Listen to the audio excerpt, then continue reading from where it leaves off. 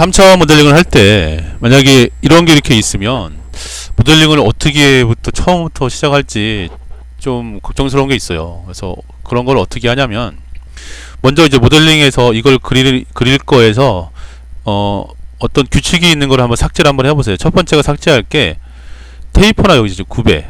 그 테이퍼하고 브랜드를 항상 마지막에 하잖아요. 그걸 마지막에 하는 걸 삭제를 해요. 테이퍼하고 구배를 빼면 이런 모양이 되거든요, 지금. 그죠?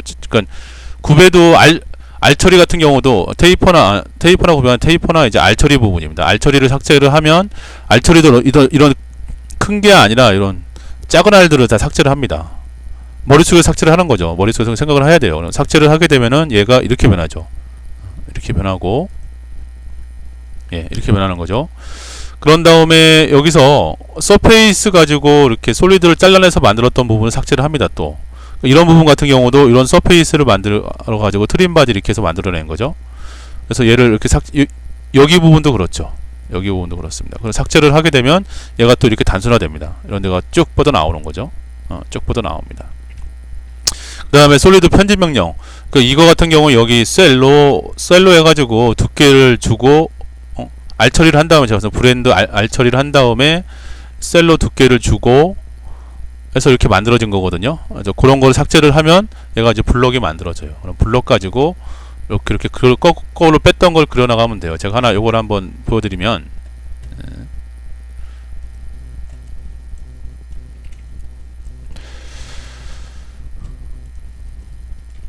이제 3D죠. 만약에 뭐 길이를 200으로 해서 이렇게 했죠.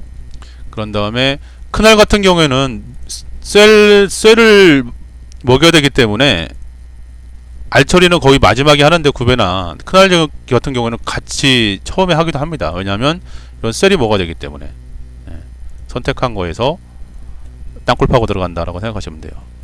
찍은 거에서 땅굴 파고 들어간다. 이렇게 두께를 뭐 이렇게 그죠? 그러면 이제 이렇게 만들어졌죠. 그런 다음에 이거 서페이스는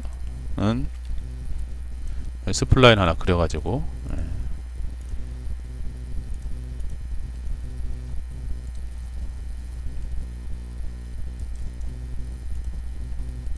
그래서 트림 바디 여기서 얘 가지고 잘라내겠다. 이렇게 잘라내는 거예요.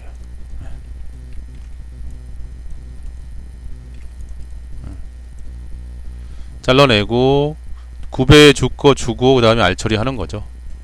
이렇게 여기까지 했죠. 여기까지 확인하고요 한번.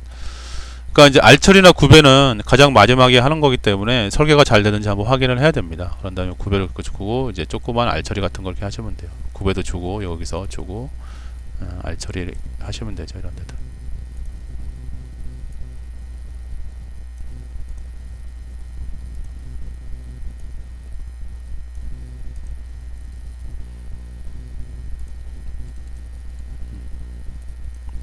이렇게 하면 되고, 그 다음에 누가 이렇게 모델링을 해놨는데 난 순서가 궁금하다 하시면 여기서 이제 픽처 플레이백이 있어요. 이걸 해보시면은 한번 해보시면 이제 스텝 해보시면 알 수 있어요.